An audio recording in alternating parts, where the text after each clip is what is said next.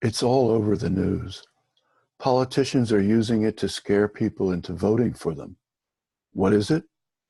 The incredible growth in the opioid scourge, death by overdose, affecting even small rural communities.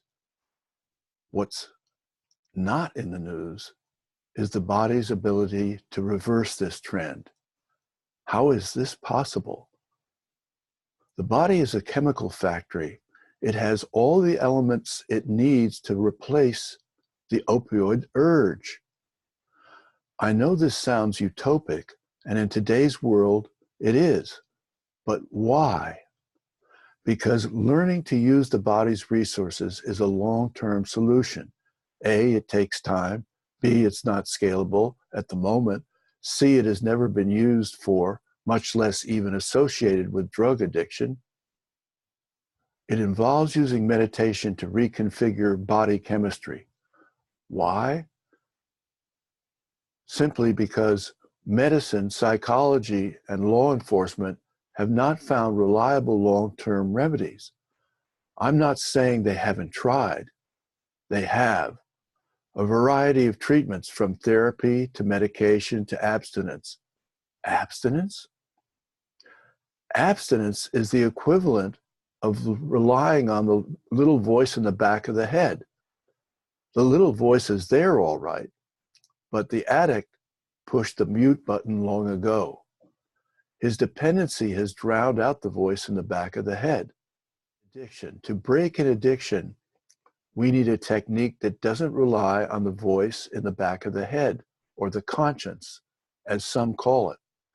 Is there a treatment the addict can self-administer? And if there is, why would he choose it?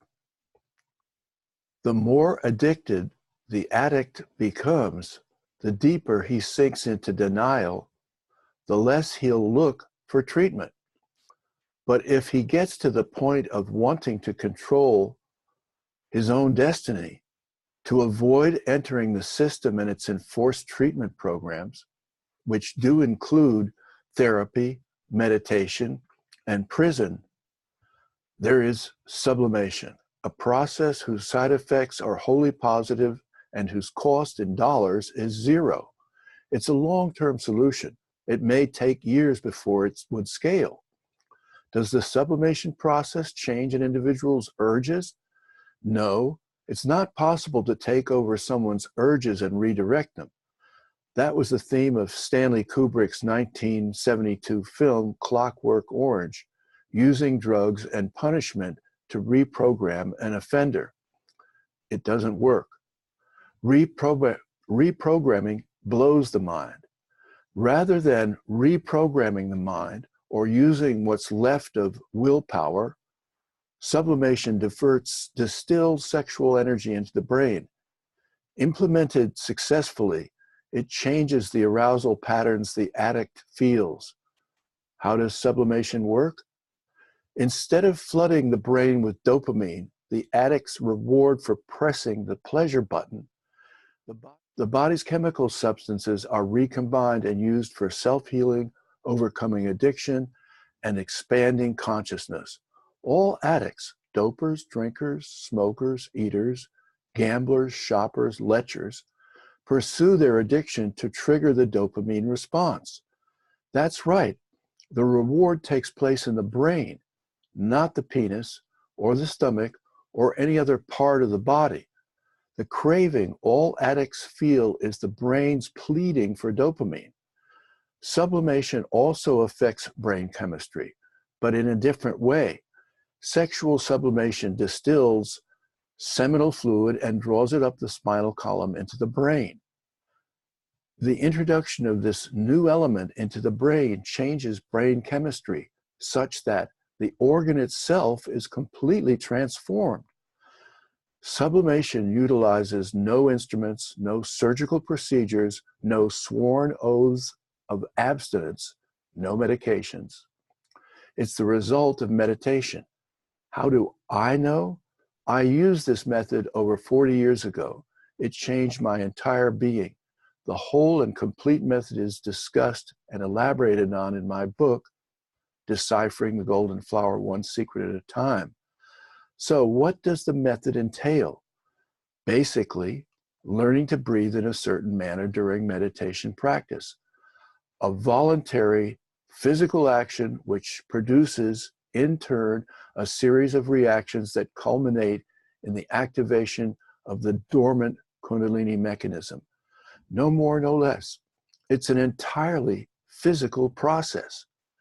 What do you do when Kundalini process runs its course? Kundalini doesn't just change your body, it changes your entire being. How does it accomplish this? First, living with Kundalini makes your body sensitive to negative stimuli, alcohol, drugs, cigarettes, bad food, harmful energy sources, any ingestible substance that might harm your body. One by one, your addictions and your bad habits drop away. You'll know exactly which substances harm your body, and you'll take steps to avoid them. The body is a complex chemical factory. It has all the ingredients necessary for regulating thyroid, overcoming addiction, and assuaging pain. I'm not saying you shouldn't consult a doctor, only that if you start meditation early, you might be able to avoid the pain syndrome altogether. The sublimation process, a more powerful neuroplastic agent than the ones mentioned above, changed my being and personality. It produced a creative repurposing of brain chemistry. The very chemical process that once marked me for addiction was altered. Instead of dopamine, the brain chemical addicts crave, my brain was fed a new substance, an elixir distilled from seminal fluid. Sounds strange, perhaps, but if you long for a healthier life and greater overall creativity, you'll marvel at your ability to redirect addictive tendencies and pursue restorative measures. So you ask, am I suggesting that people begin to fight drug addiction at age 15? It may sound utopic, but when you look at healthcare costs and the likelihood that national or state healthcare may cease to exist altogether, it's not unreasonable for individuals to start taking their health issues into their own hands. Why begin at 15? Why not even earlier?